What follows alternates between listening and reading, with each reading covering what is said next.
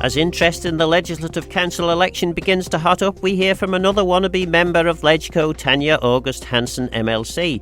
Miss August Hanson was elected to LegCo 5 years ago, so what has she been doing and why does she think her work warrants another 5-year term?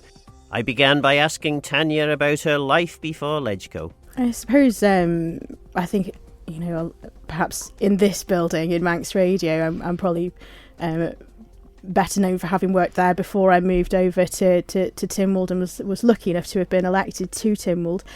And I worked as a producer and a broadcast journalist, mainly on the Mandate programme actually, which is what I'd sort of started working on, sort of editing some short documentaries together and sort of getting sound effects in there, sort of getting the right feel for stories, because obviously when it goes out, it needs to have that sort of richness behind it. You don't just want to listen to somebody talking, you want to be able to sort of be a little bit immersed in what you're listening to, because it's the only medium that or the only sense that you're using with the medium.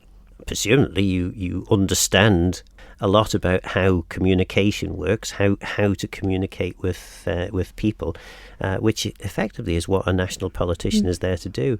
Well, I'd done an awful lot of work in my first degree was with public relations and marketing. I pretty much started working as a sort of freelance person in PR and marketing from the day that I actually started my university course back when I was 18. Sort of from a bit of a start-up, created a bit of a mature business when I moved to the Isle of Man and continued that on after I'd done my master's degree in international journalism, and then felt that although I was getting the clients through the door and everything, I wanted to go back to journalism because I enjoyed working with people. I enjoyed the stories that people could tell, the stories that perhaps the opinions and stories that perhaps they didn't even realise that they had. I found it incredibly interesting, and it sort of like harked back a little bit in terms of the politics on the Isle of Man. It harked back a little bit to some of the work that I'd done on my marketing course in sort of current affairs and the political lobbying side of public relations and marketing. So I was very, very interested in all of that. The stories that we ran, I was given a little bit of an opportunity in the newsroom at Manx Radio. Marion Kenny was my editor at the time, and she said that I could have a few days a week to just go off and do some investigative journalistic work, which is what I'd sort of been trained in and I was really passionate about. And a few of the stories that we turned over were just, it's that sort of amazing feeling as a journalist where you sort of want to punch the air because you've just put something out that you're really proud of. And I still get that in politics with what I do over as a parliamentarian in Legislative Council now. And you were among some pioneers, really. I mean, you were that rare thing when you were elected, a woman in Tynwald, and then also a young person. So, two almost unheard of things in terms of Tynwald. But now things have changed around quite a lot in the 5 years that you've been in LegCo. I think probably because I sort of shaped my own role by consequence to start off with, incidentally, because when I first was elected, we'd had a number of conversations about departments. I felt quite uncomfortable about joining a department, but it was suggested to me by the late Bill Malarkey. He said, well, I tell you what, why don't you come in, learn about how government works, how everything sort of knits together, and come in, and I'll give you responsibility for legislation. So you can do pre-legislative scrutiny on pieces of legislation that need to leave my department. I need somebody with an eye for detail. You've got an eye for detail. So let's see how you do. And he sort of gave me a shot and brought me into the department on working on the justice piece, which was a really large suite of legislation that needed to be turned over within that administration. So justice reform, sex offences, and I've seen publications, domestic abuse legislation, some really sort of meaty subject matter, quite serious subject matter, and doing an awful lot of research for those pieces of legislation, reading through, making sure that they were correct and they were accurate. And incidentally, it was a real education because reading legislation and I'll come on to sort of accessibility a little bit, but in a second. But the reading legislation is almost kind of like learning a new language, learning about the lingo, understanding what is meant by this and that, and how a piece of legislation is actually knitted together, how that then knits together across the statute book, and how it benchmarks against other jurisdictions. But there was a sort of turning tide, I suppose, in sort of looking at what they were doing over in Westminster, looking what they were doing over in Scotland. Scotland were more enabling in their legislative work, whereas Westminster, which is sort of the model that we tended to sort of copy, was very prescriptive. Scotland took a much more common sense approach to legislating because they knew that there would be secondary legislation. It's a bit easier to sort of, or more flexible actually, to change secondary legislation, even with that approvals process through Tynwald to make sure the scrutiny's still there. But it was a much more modern way of doing things, and that's how things were sort of like changing towards the start of my term. I've continued on that sort of the same similar pattern of work that I did in Department of Home Affairs. I left after a year, continued on working on legislation for the department, but I didn't want to be under the collective responsibility, so took the pay hit, and then for that 2.5 years and basically continued on the work that I was doing with them, but in a different way under a memorandum of understanding as opposed to a departmental membership. And now I've carried that through to DHSC and Department of Environment, Food and Agriculture in this administration. The distinction between enabling legislation and prescriptive legislation, it's fair to say Attorney General's chambers were quite keen on being more and more prescriptive. Safe. Obviously, you've been quite challenging of the Attorney General's chambers over your time. It's fair to say that there may be some in the Attorney General's chambers that will be encouraging MHKs to vote elsewhere. Actually, I think I've got a pretty good relationship with the Attorney General's chambers. I've got some, really strong relationships with a couple of the drafters that are in there.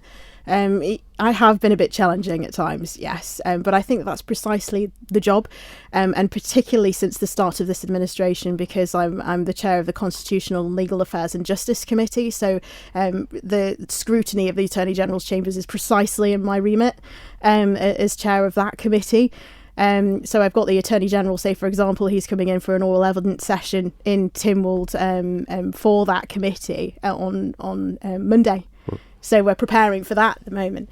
Why do you think it is that so few people outside of the sort of Tynwald bubble really understand what it is that MLCs do, or indeed who the MLCs are? Are you a little bit shy as MLCs of coming forward and talking to the media, or is it the other way around? Maybe the media is not as interested as perhaps it needs to be to allow the public to understand these things? It's a really interesting question. I think it's a bit of both, actually. I think that there are members of Legislative Council that have in the past been a little bit shy of sort of being accused of talking about policy matters, which, essentially I believe policy and legislation are sort of intertwined, a pre-policy scrutiny, post-policy scrutiny. That is an MLC's role to look at those things and make suggestion, not to develop and sort of decide on policy, in my view. That doesn't mean that it doesn't happen, but in my view, it's not. That's not my role.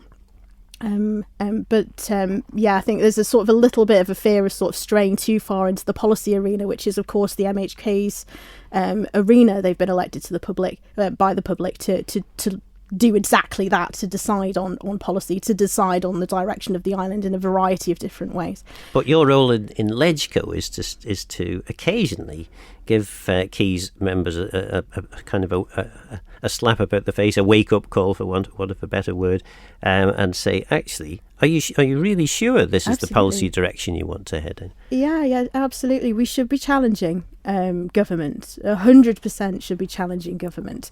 Like I say, pre-policy scrutiny. So if you're in a department and you're sat around that table, then if things come up, you should be scrutinising them. That's what you're there for. If you're not there to scrutinise, you're not challenging in that department, then you're not doing the job. But then on the other side of the fence for an MLC, in post-policy scrutiny, so once it's no longer emerging policy and you're sort of in post-policy scrutiny and you're looking at something and seeing whether or not it works, does this work correctly? Should I make a suggestion because I don't feel like it's engineered quite right? Then, of course, you should be vocal about that. Absolutely. Once the direction is decided, of course you should be vocal, and that's then where we sort of stray into the Tynwald arena. But in just answer to your first question regarding whether or not there's an issue with the media, typically you are the first person from Manx Radio, our national station, to actually go into Legislative Council and cover the Legislative Council sitting regularly. It's not something that has happened before, and I think it's actually quite important, because once that policy has been decided legislatively by the House of Keys, that piece of legislation then moves somewhere else. It goes up to that upper chamber. We then have a look at it. A lot of changes have occurred to pieces of legislation because either things have not been thought about, or things need to be suggested back down to the House of Keys. Amendments are created to legislation. Of course, those amendments go back to the House of Keys and they need to, sign off on those. We can't just change legislation. That's not something that's open to us to do. And very occasionally there is a standoff, isn't there, between Keys and LegCo, where Keys are not prepared to accept the amendments, and LegCo could sort of insist that they need to be made. Ultimately, though, the Keys wins out. The most interesting standoff, I think, was with the communications legislation. Our biggest, our only power, Legislative Council's only power, is delay. We can delay a piece of legislation for quite some significant amount of time. And the communications bill regarding the political chairmanship of the Communications Commission at the time, it's now Cura, but it was the Communications Commission, that delayed the bill quite significantly, because we were saying, all of industry has said, we don't want a political chair. So why are you allowing this to have a political chair if every single side of industry that is relating to this bill, is affected by this bill, is saying no? And actually, if you look at other jurisdictions and benchmark that, then you start to see that we're falling behind the times with it. So it was a really interesting compromise, actually, to have a non-voting member of Tynwald that wouldn't be the chair sat on that board, and actually works quite well with Anne Corlett in that role. She does a very, very good job in there, and still can then feed information and sort of try and help and lobby for the best interests of that regulator. She's done an extremely good job in that role. It's good work, but it's compromise position. In relation to the whole scrutiny of legislation, I think there are some members, possibly members with maybe not as much experience as has been in the Keys before. In fact, it's fair to say most Keys members have fairly limited experience compared with many of the House of Keys that there have been in the past. There's a view sometimes that to scrutinise legislation, we need more lawyers in the Legislative Council. It is useful to have a lawyer in Legislative Council. Having Jane Poole Wilson in Legislative Council was invaluable. I thought she was a fantastic MLC. We did miss her. We still do miss her. But we now work with her in a very, very different fashion. But she was extremely useful to LegCo.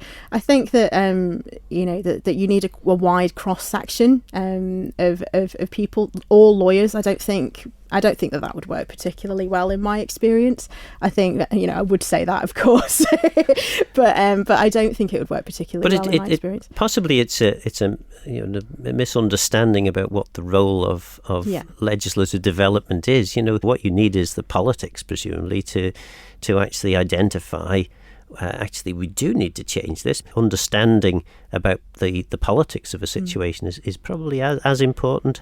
Bearing in mind, Parliament pays for lawyers to advise and develop the legislation in the first place. When I first started working in Legislative Council, I joined the Commonwealth Association of Legislative Council. That's SEL, not CIL. It's sort of drafters from all across the Commonwealth. they bring out a magazine quarterly, and the magazine's called Loophole. I'm a bit of a fan of that magazine, and it essentially had an article in there not so long ago talking about lawyers and whether or not lawyers are very, very adept at reading legislation, or if they would pick out a section of the legislation that relates to whatever case they're working on and then not read the rest of the legislation. And this drafter wrote the article, and it was extremely well experienced, both as a lawyer and also as a drafter, was saying and making a relatively decent argument out of it, that actually it's sort of split. You have some people that are brilliant at reading legislation, but they will understand sort of like the connection between, you know, a section of legislation or a piece of legislation and how that kind of connects across the piece, and they will sort of like look through a piece of legislation to make sure they understand that section properly. And then you will have others that will pick out that section and only use that section and not look across the piece. When we're talking about legislative council members, when I say that I think that you need a bit of a cross-section from society, I think life experience, you're looking at this piece of legislation that's been brought before you that will typically have come from a legislative drafter, been second checked by another legislative drafter. You're looking at this piece of legislation and you're looking at it differently. So you might be looking at it with experience of having, you know, gone through domestic abuse, say, for example, or you might be and so you will pick different things out that perhaps the drafters hadn't thought about, or, you know, when they looked at various different jurisdictions, they decided against this bit or that bit because that wasn't necessarily relevant, that wasn't in the drafting instructions. You will be looking at it very, very differently at a different angle because of your life experience. And I don't think that it's important that you have this vast, legal experience sat behind you. What's really important, I think, is the enthusiasm for looking through a piece of legislation, making sure it's right, making sure it's engineered correctly, but then also having life experience that you can apply to certain pieces of legislation. There will be pieces of social legislation that you will come across that you will have a particular life experience that you can knit to, and then, you know, once you understand and you know how to sort of grapple a piece of legislation and take it or understand how to read it and then read it again and read it again in various different ways to make sure that it's right, then you can apply that knowledge and that ability and that skill set to any other piece of legislation, like the Trust and Trustees legislation or like an income tax, but you have the skill set to apply it to. What's changed as a result of Tanya August Hanson being an MLC for the last 5 years? Wow, that's quite a question. I mean, when I first started working in LegCo, I don't think that I could have ever predicted COVID, could ever have predicted a climate emergency, cost of living crisis, energy instability, Brexit. I don't think I could have ever have imagined any, you know, that Brexit maybe, but the others, can't predict the future. They've had an effect, definitely, with COVID and sort of, you know, the approach behind the scenes. There was so much going on for every parliamentarian that was involved in the response to that. It was a hell of a lot of work. It was sort of evenings, it was weekends, it was a lot of work and it was really engaging, very interesting work, but also very stressful at the same time because of the worry and concern for so many people that were affected by it. I've also, over that time sort of found myself with a very, not over the course of COVID, not just over the course of COVID, but also since 2018 with a serious interest in legislation generally. So I've taken sort of a number of courses and tried to sort of learn more because I don't think that there's ever a point by which somebody is an absolute expert in anything. It is a sort of El Dorado. It's a journey, not the destination. I love doing what I do. I am very, very passionate about doing what I do. And what I'm also very passionate about, and it has changed me quite fundamentally, is having my daughter, halfway through my term. She's basically had, even my work life has sort of improved off the back of having her, because I've had to organise things in such a way that actually it's sort of improved the way that I do things, as opposed to anything else I've had to sort of become more effective at my job.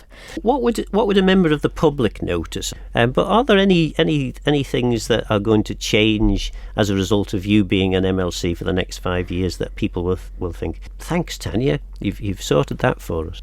So essentially, hopefully, the work that I'm doing over in the Department of Health and Social Care and the work that I'm doing over in the Department of Environment, Food and Agriculture, more health and social care, because we've just worked on the capacity legislation that was brought from sort of a draft bill and sort of winged its way through into the branches. That took an awful lot of time, energy and effort to get it to where it needed to be before it entered the branches, and I was very much engaged in that process with the capacity legislation.